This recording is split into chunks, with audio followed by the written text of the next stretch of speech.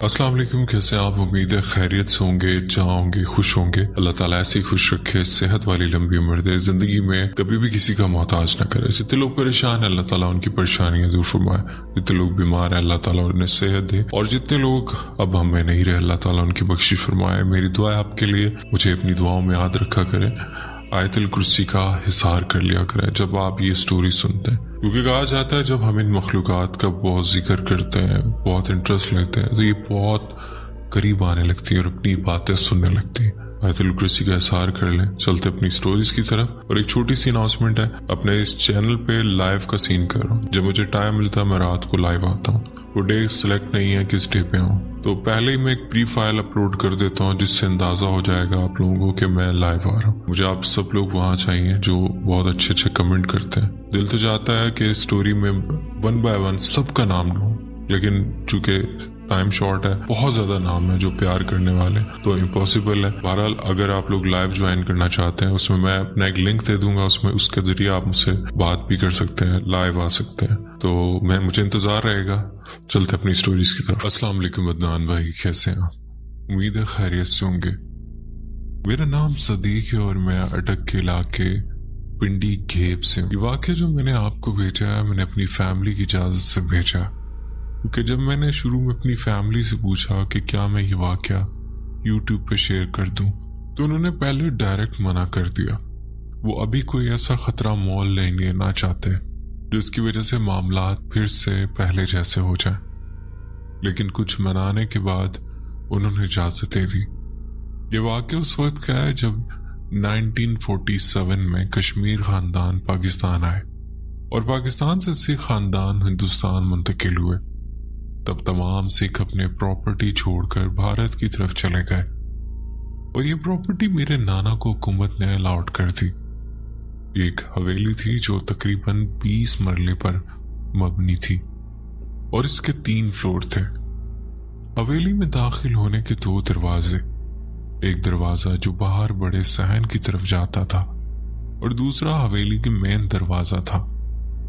उसको पार करते ही हवेली के बीचों बीच एक बड़ी गैलरी थी। पहली मंजिल पर 8 कमरे थे, जिनसे एक किचन, एक मेहमान खाना और एक कमरा हमेशा बंद रहता था। जब मैं नानों से पूछता कि ये कमरा क्यों बंद रहता है, तो वो कोई खास जवाब नहीं दिया करती थी। दूसरी मंजिल पर 5 कमरे थे और तीसरी मंजिल पर 2 या 3 कमरे थे, जिनमें से एक टूटा हुआ था। मेरा पैदा होने से पहले जब पहली बार ये वाक़या शुरू हुआ, मेरी नानो बताया करती थी कि हमारे एक कमरे में एक बेड लगा हुआ था और एक बेड के नीचे जो जगह थी और वो हमवार नहीं थी। इसे बराबर करने के लिए हमने मजदूर को बुलाया और इस जगह की खुदाई करवाई। तकरीबन 4 फीट खुदाई करने पर हमें अंदर से किसी लोहे की चीज की आवाज आई, तो थोड़ी सी मजीद खुदाई करने पर देखा कि एक लोहे का बड़ा सा बर्तन है और उसके ऊपर से जैसे ही इन्होंने ढक्कन हटाया तो मैंने बड़ों की जुबानी सुना। नानो कहती तकरीबन 10 किलो खालिस सोना उस बर्तन में था। ढक्कन हटाने की देर थी कि अंदर से इतनी खौफनाक आवाजें आई जैसे अभी दिल फट जाएगा। मेरे मामू डर कर नानो के साथ लिपट गए। मजदूरों ने जल्दी जल्दी करके जैसे तैसे उस कड़े को दोबारा बंद किया। घर में फिर जब एक आमिल को बुलाया गया तो उसने जब उस मखलूक से राब्ता किया तो पता चला सिखों ने ना सिर्फ अपना सोना दफन किया था, बल्कि एक तवाइफ को भी इसके साथ ही दफन कर दिया था, जिसकी बदबू अब इस हवेली में मौजूद है। फिर मेरा बड़ा भाई एक बार मैदान में खेल रहा था तो उसे किसी चीज ने काफी भारी आवाज में पुकारा, समीर इधर आओ। भाई बताता है कि मैं उस वक्त छोटा था, बहुत डर गया और भागकर हवेली में चला गया। ये चीज किसी को पहले नुकसान नहीं पहुंचाती थी, बल्कि अक्सर जब मेरे छोटे मामू सोने लगते तो ये मखलूक उसके पांव दबाती थी। जी हाँ दान भाई, सुनने में अजीब लगेगा लेकिन वाकई में उसी तरह जब मैं 8 साल का था, मेरे बड़े मामू कोरिया चले गए। हम भाइयों का ज्यादा वक्त नानों के घर पर ही गुजरता था।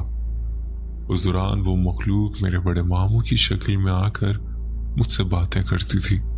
جب میں گھر والوں کو بتاتا کہ میں نے ماموں سے بات کی ہے تو وہ میری بات کو مذاق میں لیتے، شاید اس لیے کہ میں چھوٹا تھا۔ اصل واقعات تو تب شروع ہوئے جب بڑے ماموں کوریا سے واپس آئے۔ انہوں نے حویلی کو گرا کر نیا گھر بنانے کا فیصلہ کیا، کیونکہ عمارت کافی پرانی ہو چکی تھی اور گرنے کا خطرہ تھا۔ دل کسی کا بھی نہیں مان رہا تھا کہ اسے گرایا جائے، مگر مجبوری تھی۔ پتہ نہیں کیوں مگر اسی دن سے چھوٹے ماموں کو نیند میں چلنے کی عادت پڑ گئی۔ وہ روز رات کو اٹھ کر گاؤں کے قریب جو برکت کا درخت تھا وہاں چلے جاتے اور اسے گھور کر دیکھتے رہتے۔ گھر والے بہت پریشان رہنے لگے۔ ماموں کو روکنے کے لیے مین دروازے پر تالا لگایا جاتا، لیکن ایک دن کسی نے نانا کو بتایا کہ میں نے اپنی آنکھوں سے آپ کے بیٹے کو تیسری منزل سے نیچے چھپکلی کی طرح اترتے دیکھا ہے۔ اس واقعے نے سب کو شدید صدمے میں ڈال دیا۔ بہرحال حویلی کو گرانا شروع کر دیا گیا اور نانا لوگ کرائے کے گھر میں شفٹ ہو گئے۔ حویلی کو گرتے میں نے اپنی آنکھوں سے دیکھا تھا۔ جب مزدوروں نے چھت توڑی تو نان بھائی اس چھت کے اندر سرنگیں بنی ہوئی تھی، جن کا ایک کمرہ سے دوسرے کمرے تک راستہ تھا اور وہ پوری عمارت میں پھیلی ہوئی تھی۔ چھت کی موٹائی تقریباً 2.5 فٹ تھی، جو گھر کے گرنے سے پہلے سمجھ نہیں آتی تھی۔ اس کے بعد اس کمرے کی باری آئی جو ہمیشہ بند رہتا تھا۔ جب اسے گرایا گیا تو میرے پاؤں کے نیچے سے زمین نکل گئی۔ اس کمرے میں جانوروں کی ہڈیاں پڑی ہوئی تھی۔ پتہ نہیں کیوں یہ بات نانوں نے مجھ سے چھپائی تھی، لیکن جب اس منظر کے بعد میں نے پوچھا تو انہوں نے بتایا کہ جب ہم اس حویلی میں نئے نئے شفٹ ہوئے تھے تو جیسے اس کمرے کو ان لاک کیا گیا، اندر سے بدبو آنے لگی تھی۔ کافی دھونے کے باوجود بدبو ختم نہیں ہوتی تھی اور آدھی رات کو اس کمرے سے جانوروں کی آواز آتی تھی، لہٰذا اس کمرے کو بند کر دیا گیا۔ اسی طرح جب حویلی مکمل طور پر گرا دی گئی تو ہم نے وہاں ایک بلب لگایا ہوا تھا۔ ایک شخص کا کہنا تھا کہ جب وہ ملبے کے پاس سے گزر رہا تھا تو اس نے لڑکی کو دیکھا جو اس ملبے پر بیٹھی ہوئی تھی۔ اس رات کے اندھیرے میں اس ویران جگہ پر رو رہی تھی۔ یہ دیکھ کر اس شخص نے قریب جا کر معلوم کرنا چاہا، لیکن اتنے میں اس کے فون پر کال آ گئی۔ جب اس نے موبائل کی طرف دیکھا اور دوبارہ اس کو دیکھنے کی کوشش کی تو وہاں کوئی نہیں تھا۔ یہ منظر دیکھ کر اس شخص کو تیز بخار ہو گیا۔ گاؤں کے کئی لوگوں نے بھی یہ بات رپورٹ کی کہ ایک عورت رات کے بازار میں اور گلیوں میں گھومتی دکھتی ہے۔ بہرحال جب نیا گھر بن گیا اور بڑے ماموں کی شادی اکتوبر کے آغاز میں ہوئی تو اس کے بڑے گھر میں آئے ہوئے صرف 2 مہینے ہی ہوئے تھے کہ جیسے ہی رات ہوتی سارے کمروں کے دروازے پر دستک سنائی دینے لگی۔ ایک دن نانوں اور سب گھر والوں نے منصوبہ بنایا کہ وہ سب ایک ساتھ 1 2 3 کے کاؤنٹ ڈاؤن پر اپنے کمروں سے باہر نکلیں گے، لیکن جب وہ نکلے تو وہاں کچھ نہیں تھا۔ اسی طرح بڑے ماموں کی بیوی کو رات کے وقت کمرے کی کھڑکی کے باہر سے بچوں کے ہنسنے کی آوازیں سنائی دیتی تھی۔ پھر جب میری خالہ شادی کے بعد کشمیر سے یہاں رہنے آئی تو ان کے بچوں پر بھی اس مخلوق کا اثر ہونے لگا، ایسا کہ آدھی رات کو ان کی 4 سالہ بیٹی اٹھ کر کمرے سے باہر چلی جاتی اور اس مخلوق سے باتیں کرتی تھی۔ پھر ماموں نے آخرکار ایک عامل کو گھر میں بلایا۔ اس نے پورے گھر کے فرش پر سفید پاؤڈر پر کچھ پڑھ کر پھینکا اور کہا کہ رات کو کوئی بھی باہر نہ نکلے۔ ہم نے ویسا ہی کیا۔ پھر جب رات کے 2 بجے کا وقت ہوا تو ویسے ہی دروازے پر دستک سنائی دینے لگی۔ اگلے دن عامل بابا آئے تو انہوں نے بتایا کہ کل رات جو بھی مخلوق تھی اسے بند دروازے پسند نہیں، لہٰذا آپ سب اپنے کمروں کے دروازے کھول کر سویا کریں۔ میں نے ایسا ہی کیا اور واقعی اس دن کے بعد دروازے پر دستک دینا بند ہو گیا۔ میں اور میرا بھائی ہر ہفتے کی رات نانوں کے گھر رہا کرتے تھے، کیونکہ اتوار کو اسکول سے چھٹی ہوتی تھی اور پورا دن ہم وہیں گزارتے تھے۔ ایسے ہی ایک ہفتے کی رات جب میں اور میرا بڑا بھائی نانوں کے گھر گئے تو میرا بھائی جو اس وقت 20 سال کا ہو چکا تھا मामू के साथ बिस्तर पर सोया और मैं बाहर नाना के साथ। मौसम ऐसा था कि ना ज्यादा ठंड थी ना ज्यादा गर्मी। जब रात हुई तो सब सो गए, मुझे मालूम नहीं, मगर मैंने अपने कानों से बिल्कुल साफ दरवाजे पर दस्तक की आवाज सुनी। ये सुनते ही जैसे मेरी नींद उड़ गई हो। इतने में छोटे मामू के कमरे से तेज चीख की आवाज आई। वो छोटे मामू की ही आवाज थी, जिनके साथ मेरा बड़ा भाई सो रहा था। मेरे तो रोंगटे तकरीबन 4 मिनट तक खड़े रहे। मामू ने बताया कि मैं मोबाइल इस्तेमाल कर रहा था, फिर नींद आने लगी। मैंने मोबाइल बंद किया और तकिए के पास रख दिया। थोड़ी देर गुजरी थी कि समीर यानी मेरा भाई ने मोबाइल उठा लिया और बस उसकी स्क्रीन को घूरने लगा। मामू ने उससे मोबाइल वापस लेकर कहा, सो जाओ, रात बहुत हो गई है। मामू सोने लगे ही थे कि उन्हें महसूस हुआ कि किसी ने इनके सीने पर हाथ रखा है। मामू ने मोबाइल की टॉर्च जलाई तो देखा मेरा भाई उनकी तरफ देखकर हंस रहा है। मामू ने पूछा, समीर क्या हुआ है? उसने अचानक मामू का गला दबा दिया।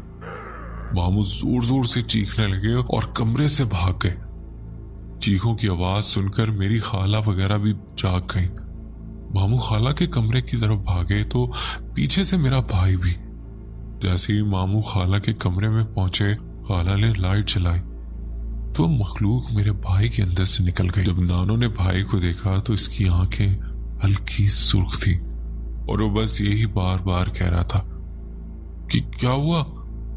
बहरहाल उस रात भाई खाला जान के साथ सोया और मामू नानो के साथ। खुदा गवाह है, उस रात का मंजर कुछ और ही था, लेकिन मामलात थमने का नाम ही ले रहे थे। अगले हफ्ते जब भाई दोबारा नानो के घर सोया तो उस बार कुछ ऐसा हुआ कि रात को मेरी बड़ी खाला, जो हमेशा वज़ाइफ पढ़कर सोती थी, उन्होंने भाई को अपने कमरे में सुलाया।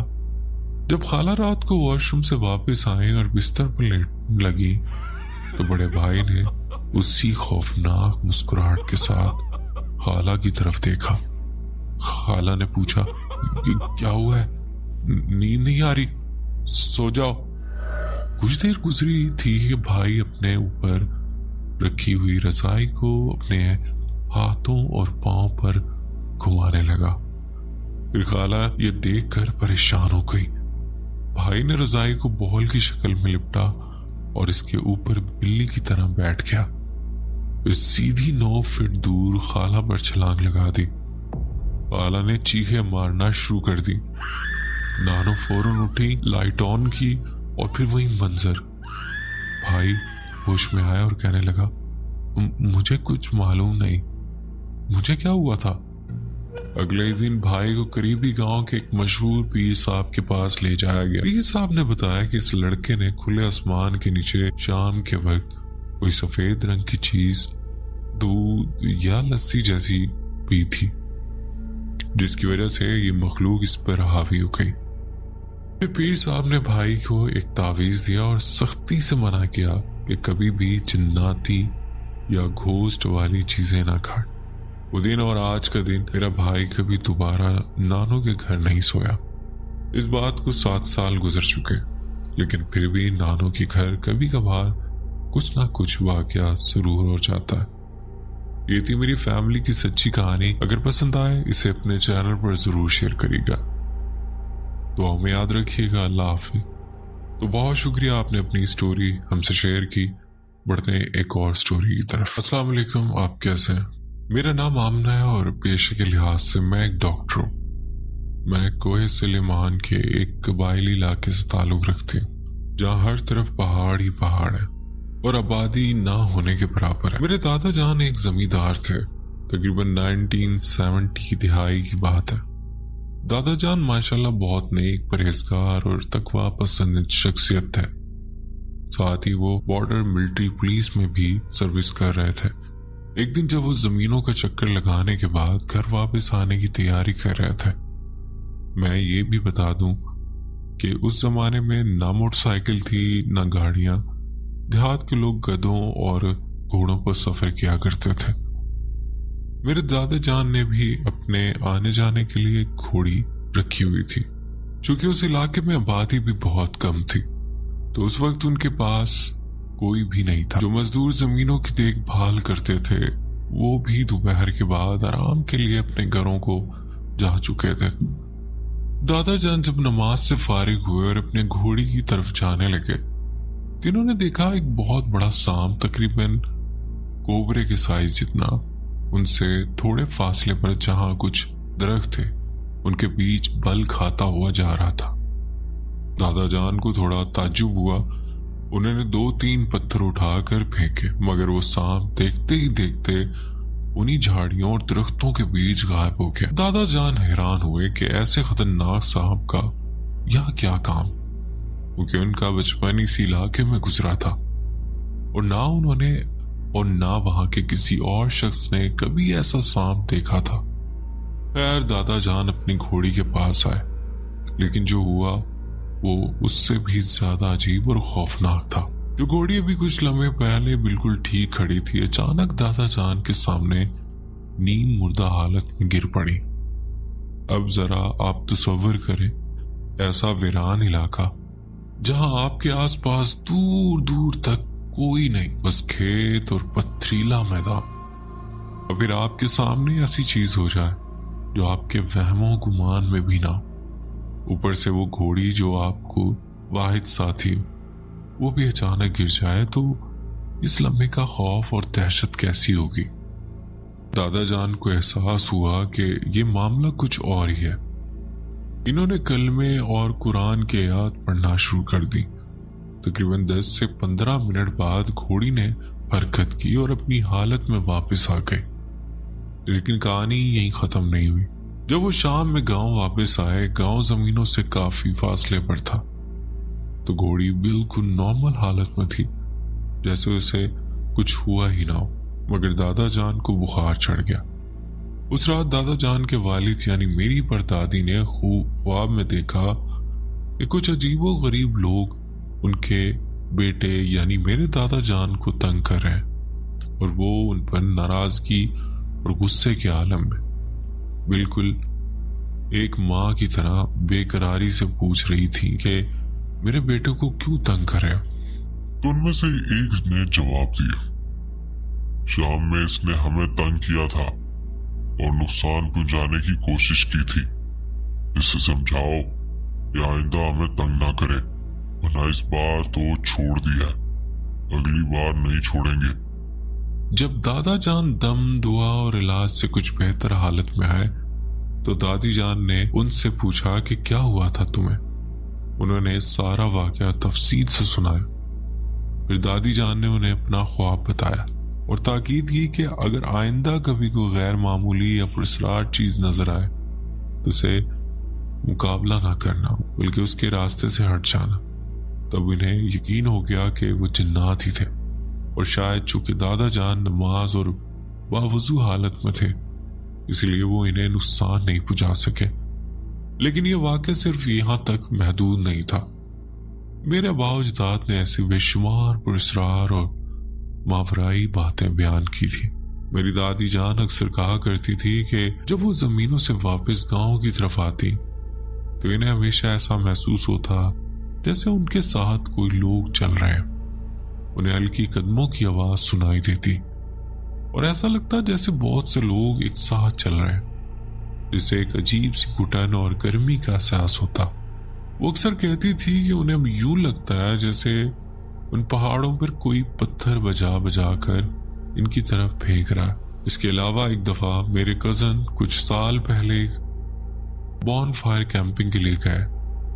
ذرا آپ خود تصور کریں کہ آپ کے آبا و اجداد کی زمینیں اور آپ شہر سے گاؤں جائیں، دوستوں کے ساتھ مل کر بیٹھ کر آگ جلائیں، کھانا بنائیں، نہ کوئی سوشل میڈیا نہ کوئی شور، بس چند دوست اور پہاڑوں کا پرسکون ماحول. میرے کزن بتاتے ہیں کہ وہ اسی طرح انجوائے کر رہے تھے. وقت گزرتا گیا اور رات کافی گزر چکی تھی. اسی طرح منظر، چاروں طرف پہاڑ، دور کہیں مقامی لوگوں کے چند گھر اور باقی ہر چیز خاموشی اور ویرانی میں ڈوبی ہوئی. रोशनी के लिए, क्योंकि वहां पर बिजली नहीं थी। उन्हें एक पहाड़ से दूसरी पहाड़ी तक जाना पड़ा जहां उन्होंने अपना सामान रखा हुआ था।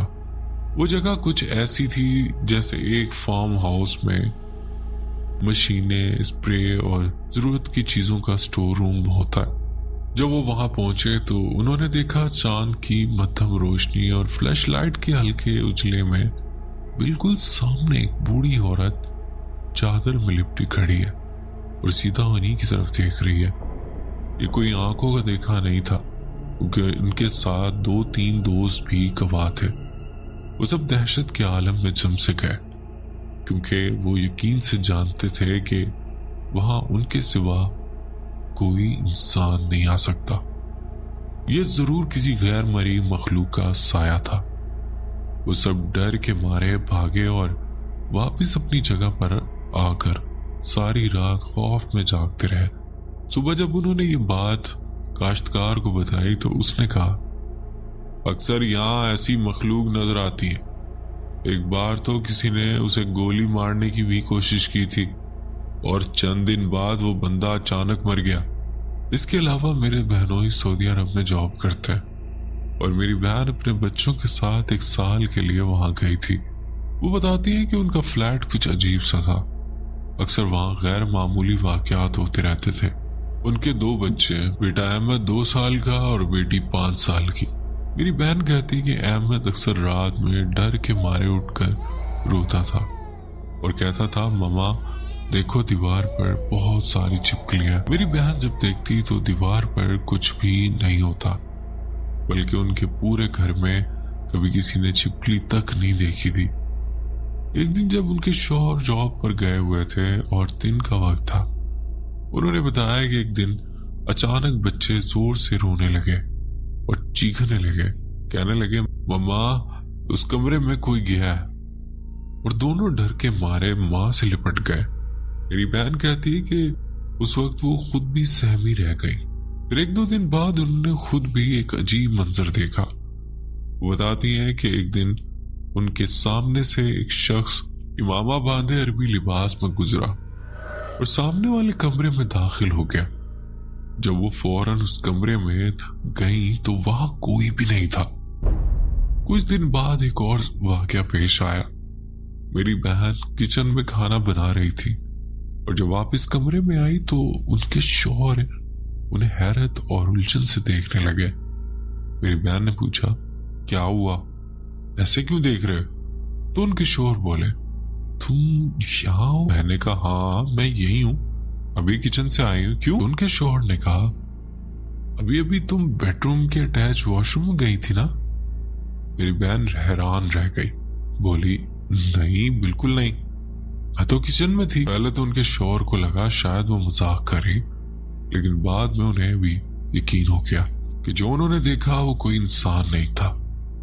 वो मखलूक अक्सर अपनी मौजूदगी का एहसास दिलाती थी, लेकिन अल्लाह के करम से कभी नुकसान नहीं पहुंचा। कुछ वक्त बाद उनके शौहर के दोस्त ने बताया कि उनके अपार्टमेंट के सामने वाले फ्लैट में कुछ साल पहले एक बच्चा जलकर मर गया था। उसके बाद वो फैमिली वहां से मुंतकिल हो गई और आज तक कोई भी इस फ्लैट में ज्यादा देर नहीं ठहर सका। जब मेरी बहन लोग वहां रह रहे थे तब भी वो फ्लैट बंद पड़ा था। जो भी वहां आता कुछ ही दिनों बाद अजीब वाकयात होते और चला जाता। मेरी बहन कहती कि उन्हें ऐसे बहुत से वाकयात देखे, लेकिन उनका ईमान पुख्ता है कि कोई चीज हमें नुकसान नहीं पहुंचा सकती जब तक अल्लाह ना चाहे। उनके बच्चे खेलते हुए अक्सर अचानक जख्मी हो जाते, हालांकि मेरी बहन उन पर पूरी नजर रखती थी। फिर भी कभी अचानक चोट लग जाना या गिर जाना, जैसे एक बार उनकी बेटी जो सिर्फ 5 साल की थी घर के हाथे में खेलते खेलते अचानक गिर गई। चोटें मामूली थी, मगर उसकी उम्र के लिहाज से काफी खतरनाक हो सकती थी और उन्हें यह समझ नहीं आता था कि बेटी गिरी कैसे, क्योंकि वो जगह उसकी कद से काफी ऊंची थी और वहां चढ़ने का कोई सहारा भी नहीं था कि वो पांव रखकर ऊपर चढ़ जाती। इसके अलावा घर की चीजों का इधर उधर हो जाना, खासतौर पर किचन की चीजें और अक्सर मिठाइयां या फ्रोजन आइटम्स जो रात को फ्रिज में रखी जाती सुबह उठने पर कभी फ्रिज से बाहर, कभी शेल्फ पर या जमीन पर गिरी हुई मिलती थी। रात को सब कुछ ठीक तरह से सेट होता, लेकिन सुबह उठते ही हर चीज की जगह बदली जाती। खैर, इन सब वाकयात के बाद मेरी बहन ने तकरीबन 1 साल सऊदी अरब में गुजारा और फिर उन्होंने वापस आने का फैसला किया। वजह यह थी कि उन्हें रहने के लिए रहाइश नहीं मिल रही थी और शोर से दूर अकेली रहना मुमकिन नहीं था, इसलिए उन्हें यही फैसला बेहतर लगा कि वो पाकिस्तान वापस आ जाए। ये तमाम वाकयात बिल्कुल सच्चे और मैंने इनमें कोई इजाफा या बनावट नहीं की। मैं स्टोरी टेलिंग में इतनी माहिर नहीं हूँ, लेकिन मेरी आपसे दरख्वास्त है कि आप इस वाक़े को अपने चैनल पर लाजमी शेयर करिएगा। बहुत शुक्रिया, आपने अपनी स्टोरी हमसे शेयर की। बढ़ते हैं एक और स्टोरी की तरफ। अगली स्टोरी शुरू करने से पहले एक अहम तंबीह है, इस तरह के किसी भी अमल या रिचुअल्स को आजमाने की हरगिज कोशिश न करें। ये कहानियां सिर्फ सबक हासिल करने के लिए होती हैं, ताकि हम समझ सकें कि लोग ऐसी गलतियों से कितनी बड़ी तकलीफें और नुकसान उठाते हैं। ये वाकयात हमारे साथ शेयर किए जाते हैं ताकि हम सुनकर ऐसी चीजों से दूर रहें और अपनी जिंदगी को महफूज रखें। तो बढ़ते हैं स्टोरी की तान। कैसे हैं आप? उम्मीद है खैरियत से होंगे। मेरा नाम मारिया खान है और मेरा ताल्लुक इंडिया से है। मैं आपकी स्टोरी शौक से सुनती, आप बहुत अच्छा काम करें। कभी कभी हमारे साथ इस तरह के वाकयात होते हैं कि हम किसी के साथ भी शेयर नहीं कर सकते। जो हम पर बीती है वो सिर्फ अल्लाह ही जानता है, मगर आपका प्लेटफॉर्म ऐसा है कि हम अपनी जिंदगी के वाकयात आपके साथ शेयर कर सकते हैं। कोई भी मेरी बात पर यकीन नहीं करता, सब ये कहते हैं कि वहम है, वहम है। कुछ अरसे तक होता है, 10 साल तक एक ही बात महसूस होना वहम नहीं होता। ये सन 2014 या 15 की बात है कि मेरा इंटरेस्ट जिन्नात और इस तरह की मखलूकात में पैदा हो गया। उस टाइम मेरी उम्र 15-16 साल थी। मुझे और चीज़ों के बारे में इतना पता नहीं था, तो मैंने ऐसे ही कहीं से कोई किस्सा सुना था। तो मैंने अपनी दोस्त से बात की कि क्या ये सच में होते हैं या सिर्फ बातें ही हैं। उसके बाद हम लोग एक वीडियो देख रहे थे जिसमें बताया गया था कि जिन्नात से दोस्ती करने का तरीका। उसमें तरीका ये बताया गया था कि रात को 12 बजे जब सब सो जाएं, एक इत्र की बोतल लेनी है और जिसकी बहुत तेज खुशबू हो। वो इत्र की बोतल आपको मस्जिद के दरवाजे पर रखनी है, 3 बार आवाज लगानी है और 3 बार कहना है कि ऐ कौम जिन्नात के फर्द, मेरा ये तोहफा कबूल करो। और 3 बार कहना था। उसे आगे जो कहना था वो मैं यहाँ नहीं बताऊंगी। आप वापस आ जाएं और आकर सो जाएं। तो फजर में सबसे पहले उठकर मस्जिद खुलने से भी पहले जाकर देखना, अगर तो वो इत्र की बोतल वहीं पर है तो आपका अमल जाया हो चुका है। अगर इत्र की बोतल गायब हो गई है तो आपका अमल कबूल हो चुका है। तो ये सारी चीज हम लोगों ने वीडियो में देखी। हमारा बचपना था और हमें एक क्यूरियोसिटी हो गई ये जानने की और थोड़ा एडवेंचर करने की। तो हम दोनों ने कहा ये अमल करेंगे। शुरू में तो मेरी दोस्त ने हाँ हाँ बोला। पहले हमने सोचा था कि हम दोनों ये मिलकर करेंगे, मगर एंड पर आकर उसने मना कर दिया कि मेरे घर वाले रात 12 बजे के बाद मुझे बाहर नहीं जाने दे रहे। मैं कैसे निकलूं? तुम जाकर ये करो, फिर उसका रिजल्ट हम बाद में देखेंगे। ये अमल सिर्फ 3 दिन करना था। तो मैंने उसे कहा कि तुम डरपोक हो। उसने कहा कि डरपोक की बात नहीं है, तुम जाओ अगर तुम्हें इतनी बहादुर हो तो। अब बात अना पर आ गई थी तो मैंने उसे बोल दिया चल ठीक है, मैं तुम्हें करके दिखाती हूँ। तो मैं वहां से चली गई। रात को जब मेरे घर वाले सो गए तो मैंने चुपके से अपने घर का दरवाजा खोला। बाहर गली में सन्नाटा था, बस एक दुकान थी जो खुली रहती थी, वो खुली हुई थी। वहां पर भी ज्यादा रश नहीं था, बस इक्का दुक्का लोग थे। मैंने स्कार्फ बांधा और दुरूद शरीफ पढ़ते हुए बाहर निकली। इधर की बोतल मेरे हाथ में छुपाई हुई और वहां जाकर वो बोतल रख दी।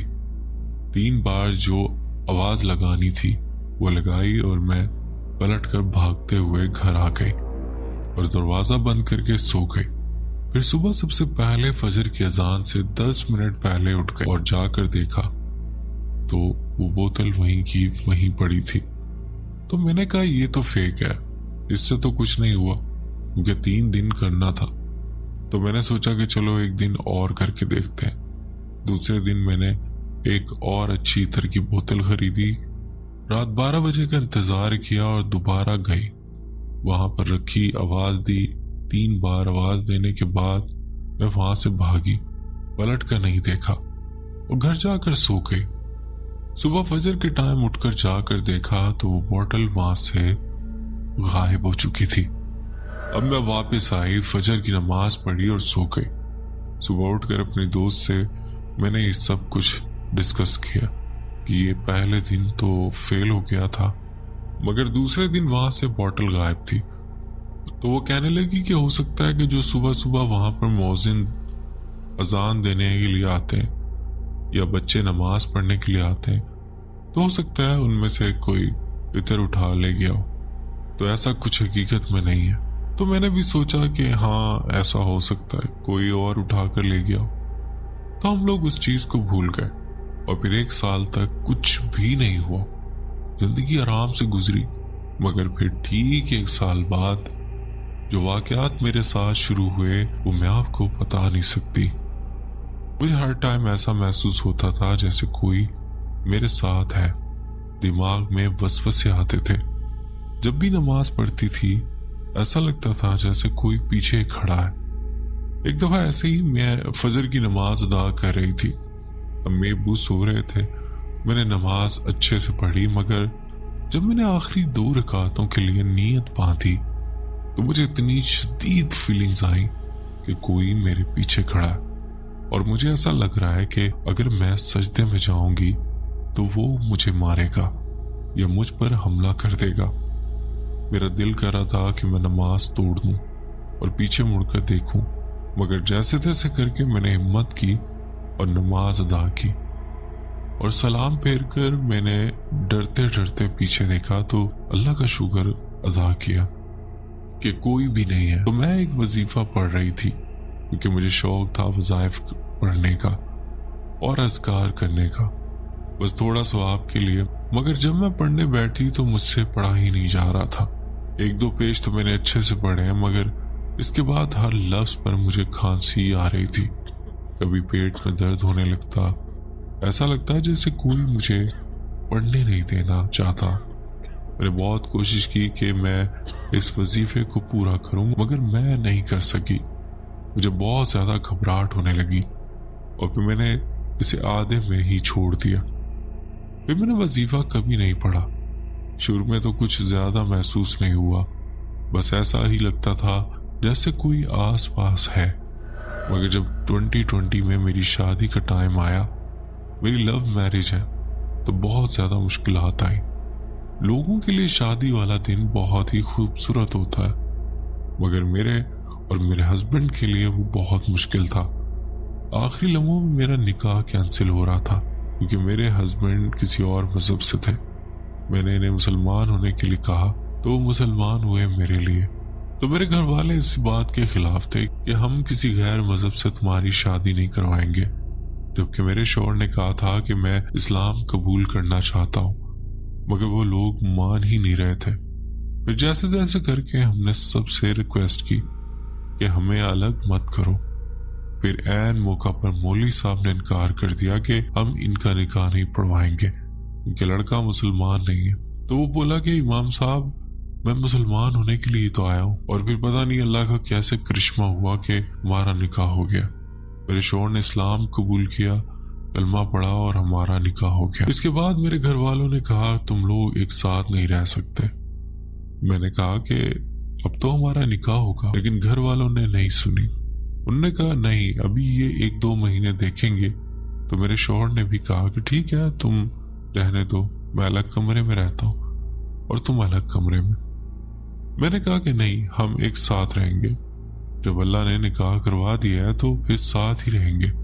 نکاح کے بعد ہم لوگ ایک ساتھ ہی رہے، گھومے پھرے، اور پھر 1 مہینے کے بعد میرے ساتھ واقعات شروع ہوئے۔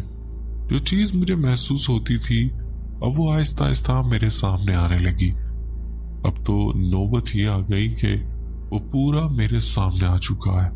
तो मेरे शौहर रहने के लिए हमारे घर आए थे, क्योंकि मेरे ससुराल वाले मुझे कबूल नहीं कर रहे थे, क्योंकि इनके घर वालों ने इस्लाम कबूल करने पर इन्हें घर से निकाल दिया। मैंने कहा कि हम मेरे ही घर में रह लेंगे।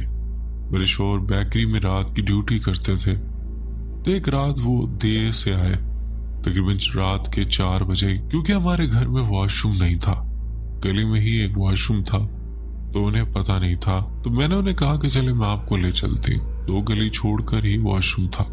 हम लोग वहां गए, क्योंकि मैं नई नवेली दुल्हन थी तो मैं इतर और गजरे वगैरह लगाती थी। अब ये आगे आगे चल रहे थे और मैं उनके पीछे चल रही थी। वो वॉशरूम चले गए और मैं बाहर बैठकर इनका इंतजार कर रही थी। जब हम लोग घर आए तो मेरे शौहर हाथ मुंह धोने के लिए गए। हमारा 2 मंजिला घर था, नीचे अम्मी अब्बा रहते थे और ऊपर मैं। तो मैं ऊपर जाने के लिए सीढ़ियों पर चढ़ी तो अम्मी ने आवाज दी कि शौहर को खाना दे दो। मैं नीचे उतरी, खाना लिया और ऊपर चढ़ने लगी तो लास्ट वाली सीढ़ी से मैं गिर गई और मेरे पांव में सूजन आ गई। तो अम्मी भी गुस्सा हुई कि तुम किस तरह से काम करती हो।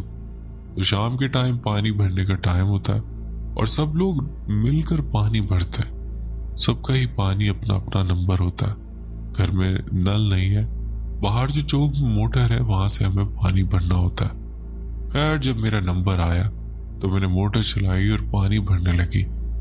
जब पानी भर गया तो मोटर का प्लग मैंने निकाल के रख दिया। मोटर बंद थी और जब मैंने पानी का पाइप समेट कर रखा तो मुझे मोटर से इतना शदीद करंट लगा, मैं झटका खाकर पीछे गिर गई। मैंने कहा जाकर अम्मी को बताया कि मैंने मोटर बंद कर दी थी और प्लग भी निकाल दिया था, पता नहीं फिर क्यों मुझे करंट लगा। तो अम्मी भी हैरान हो गई, अगर मोटर बंद थी तो फिर करंट कैसे आ सकता है। और फिर ऐसा होता है कि मैं बिना बात के ही अपने शौहर से लड़ने लगती हूँ, इसके साथ जुबान चलाने लगती हूँ और अल्लाह माफ करे मैंने बिना किसी बात के अपने शौहर पर हाथ तक उठाया। वाह दीदी वाह, वो कुछ भी थोड़ा सा बोल देते तो मैं एकदम से भड़क जाती थी, उनको काटने को मारने को दौड़ती थी। उस टाइम पर मेरे अब्बू भी बीमार हो गए थे, मैं उन पर भी ध्यान नहीं दे पा रही थी। एक रात वो जल्दी आ रहे थे, तकरीबन 11 बजे, तो उन्होंने फोन करके मुझे बताया मैं आ रहा हूं। तो मैंने गुस्से में फोन काट दिया। तो मैंने उनका अपना बिस्तर बना दिया और मैं गुस्से से अपनी आंखों पर हाथ रखकर लेटी हुई थी। तो हल्फियन अद्दान भाई, मुझे ऐसा महसूस हुआ जैसे कोई मेरे साथ लेटा है और सांस ले रहा है। तो मैंने सोचा कि शायद मेरे शौहर आ गए हैं। उनकी आदत थी कभी कभी वो मुझे डराने के लिए आहिस्ता से दरवाजा खोल के ऊपर आ जाते थे। तो मैंने सोचा शायद ये इसी तरह से आ गए होंगे। मैंने ध्यान नहीं दिया, मुझे बस सांस लेने की आवाज आ रही थी। मैंने आवाज दी कि तुम आ गए, तो आगे से किसी ने कोई जवाब नहीं दिया। मैंने बोला जी सुनो, लेकिन फिर भी कोई आवाज नहीं आई। जब मैंने आंख खोलकर देखा तो साइड पर कोई नहीं था। मुझे बकायदा फील हुआ था कि कोई मेरे साथ लेटा है और सांस ले रहा है, मगर जब देखा तो कोई भी नहीं था। मैंने जल्दी से दुपट्टा लिया और रोते हुए नीचे अम्मी के पास आ गई और रोने लगी कि अम्मी कोई ऊपर है। तो मुझ पर गुस्सा करने लगी कि जब तुम्हें ऐसा लगता था तो तुम्हें फौरन नीचे क्यों नहीं आई, तुम क्यों ऊपर रहती हो। फिर मैंने अपने शौहर को फोन किया, उन्हें बताया तो वो घर पर आए और कहा कि चलो मेरे साथ ऊपर चलो, मैं देखता हूं कि कौन है ऊपर। तो वो मुझे लेकर ऊपर कमरे में गए तो कमरे में सब कुछ नॉर्मल था। तो मैंने उन्हें कहा कि कसम से मैंने किसी को देखा है। तो वो बोले ये तुम्हारा वहम होगा। तो मैंने भी सोचा कि हो सकता है कि वहम हो, और फिर आहिस्ता आहिस्ता मेरी तबीयत खराब होने लगी। पहले मैं 5 वक्त की नमाज पढ़ती थी और आज ये हाल है कि मैं जुम्मा तक की नमाज नहीं पढ़ पाती थी। पहले मैं रोजाना 1-2 हज़ार दुरूद शरीफ पढ़ती थी, मगर अब 100 बार दुरूद शरीफ पढ़ना भी बहुत भारी लगता है। پہلے میں قرآن کی تلاوت بھی کرتی تھی، مگر اب میں اسے ہاتھ لگانے کے لیے بھی ترس گئی۔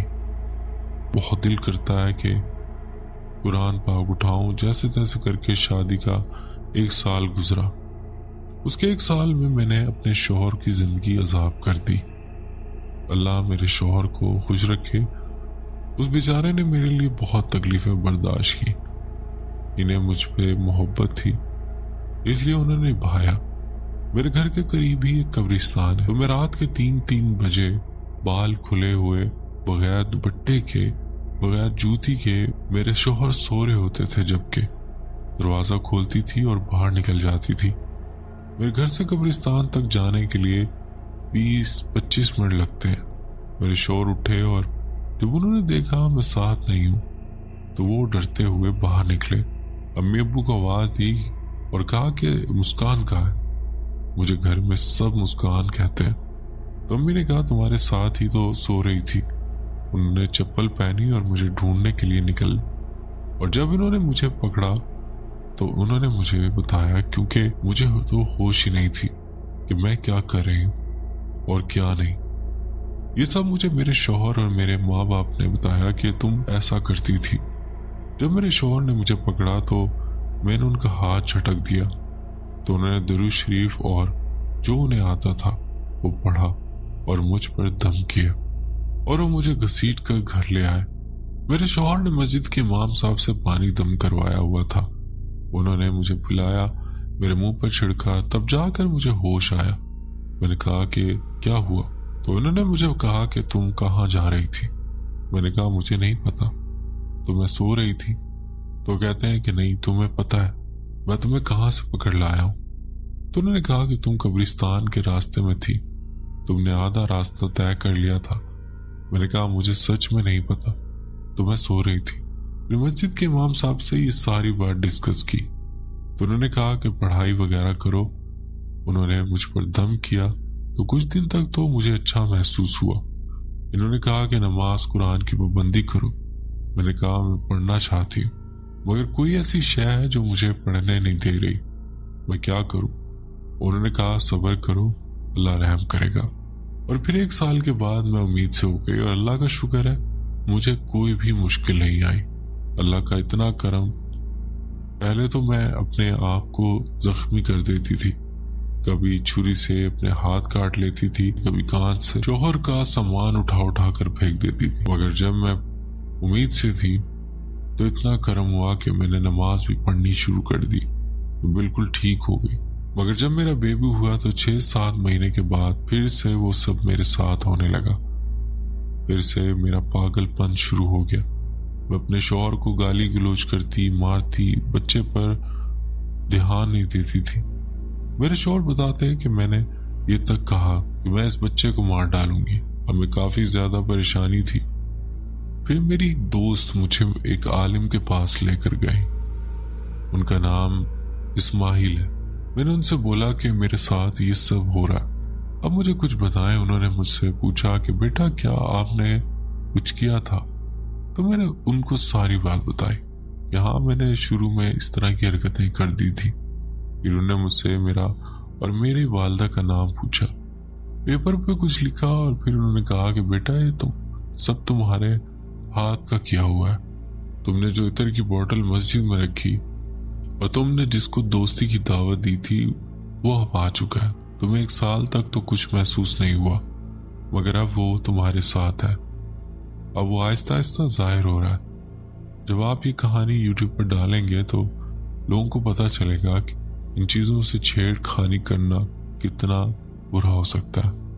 انہوں نے مجھے بتایا کہ بیٹا اب یہ بہت زیادہ پرانا ہو چکا ہے، یہ واقعہ 2015 کا تھا اور اب 2025 چل رہا ہے، اب وہ تمہارے پیچھے پڑ گیا۔ تو میں نے کہا کہ اب کس طرح سے اس سے پیچھا چھڑواؤں؟ تو انہوں نے کہا کہ اتار وغیرہ کرنا پڑے گا۔ تو میں نے کہا مجھے اس پر یقین نہیں ہے، پتہ نہیں یہ سچ بھی ہوتا ہے کہ نہیں۔ تو پھر انہوں نے کہا کہ اللہ پر یقین رکھو، نماز اور قرآن پڑھو، کوئی آزمائش ہے اللہ سے معافی مانگو، اللہ نے چاہا تو سب ٹھیک ہو جائے گا۔ میں نے کہا ٹھیک ہے، مگر میں اتار نہیں کرواؤں گی۔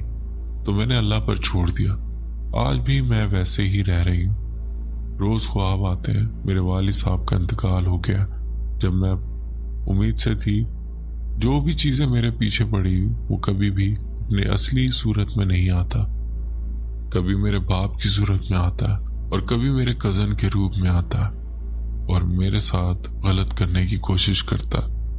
وہ اب مجھے خواب میں ٹارچر کرتا، کبھی تو وہ مجھے بہت پیار سے سمجھاتا، وہ جب خواب میں آ کر مجھ سے اپنے دل کی باتیں کرتا تو اس ٹائم میرے ہونٹ سل جاتے، میں اس پر چیخنا چاہتی، چلانا چاہتی ہوں، مگر میں کچھ بھی نہیں بول پاتی، بس میں اس کا منہ تکتی رہتی۔ وہ ہر بار خواب میں ایک الگ شکل میں سامنے آتا ہے، وہ اپنی بس خواہش کا اظہار کرتا، مگر اللہ کا شکر ہے کہ کوئی ایسی طاقت ہے جو اس کے اور میرے بیچ آ جاتی ہے۔ وہ آج بھی میرے خواب میں آتا ہے اور جب وہ بہت قریب آنے لگتا ہے تو اچانک اسے کیا ہوتا ہے کہ وہ پیچھے ہٹ جاتا ہے، اور خوف بھی ہے، کبھی کبھی خود میرے منہ سے کلمہ طیبہ جاری ہو جاتا، کبھی میں آیت الکرسی پڑھنے لگتی ہوں، اور کبھی کبھی مجھے ایسا لگتا ہے کہ میں خواب نہیں دیکھ رہی بلکہ حقیقت میں وہ سب میرے ساتھ ہو رہا ہے۔ آج بھی میں ان سب چیزوں سے گزر رہی ہوں، میری ایک غلطی مجھے بھاری پڑ گئی، میں نے سب کچھ اللہ پر چھوڑ دیا، میں نے اللہ سے معافی مانگی ہے۔ میری کہانی زیادہ ڈراؤنی تو نہیں ہے مگر یہ میری حقیقت پر مبنی ایک آہ بیتی ہے۔ وہ جو بھی ہے میرا پیچھا نہیں چھوڑ رہا، مجھے بہت ہی عجیب خواب آتے ہیں، اس کا بس ایک ہی ٹارگٹ ہے کہ وہ میرا دماغ بھٹکانا چاہتا ہے، یا تو وہ مجھے پاگل کرنا چاہتا ہے یا وہ چاہتا ہے کہ میں خود کو اس کے حوالے کر دوں، مگر اللہ پاک کا اتنا کرم ہے کہ ابھی تک مجھے اللہ نے بچا رکھا ہے اس بلا سے۔ کب میرا پیچھا چھوڑے گا یہ تو اللہ ہی جانتا ہے۔ جب میں اپنے خواب کسی کو بتاتی ہوں تو وہ کہتے ہیں یہ تو وہم ہے، میں اپنی تکلیف کسی کو بتا بھی نہیں سکتی۔ اگر آپ کو میری کہانی اچھی لگے تو اسے YouTube پہ ضرور شیئر کریے گا۔ تو بہت شکریہ، آپ نے اپنی سٹوری شیئر کی، اللہ تعالیٰ آسانی فرمائے اور آپ کی جان چھوٹ جائے اس سے، اور اگر ایسی تکلیف سے کوئی اور بھی گزر رہا ہے اللہ تعالیٰ اس کے لیے بھی آسانی پیدا کرے اور اس سے بھی اس تکلیف سے نجات فرمائے، آمین۔ دوستوں امید کرتا ہوں آج کی سٹوریز آپ کو پسند آئی ہوں گی۔ سٹوریز پسند آئی ہیں تو ویڈیو کو لائک کرنا نہ بھولے گا، اور اگر آپ میرے چینل پہ نئے ہیں تو چینل سبسکرائب کر لیں، بیل آئیکن پریس کر کے آل کو نوٹیفیکیشن آن کر لیں، اس سے آپ میری یوٹیوب فیملی کا حصہ بن جائیں گے اور میری سٹوریز کے نوٹیفیکیشنز آپ تک پہنچتے رہا کریں گے۔ اپنا بہت خیال رکھیے گا، دعا میں یاد رکھیے گا۔ مجھے اجازت، ملتے ہیں کسی اور انٹرسٹنگ سٹوری میں۔